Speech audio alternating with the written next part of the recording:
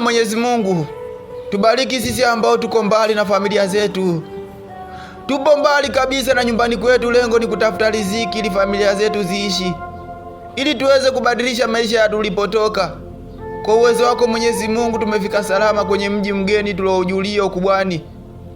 Tumeona kwa macho yetu kila kitu ambacho kiko huku, na kila kilichotuleta huku tunakifanya kwa kadiri iwezekanavyo.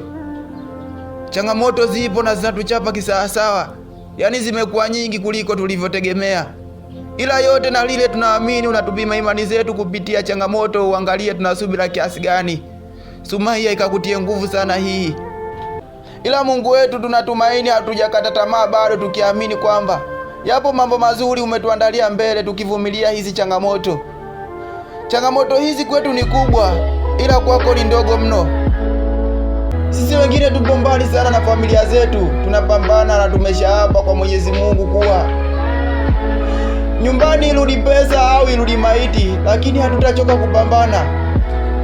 Kwa hiyo ukinikuta kwenye mipango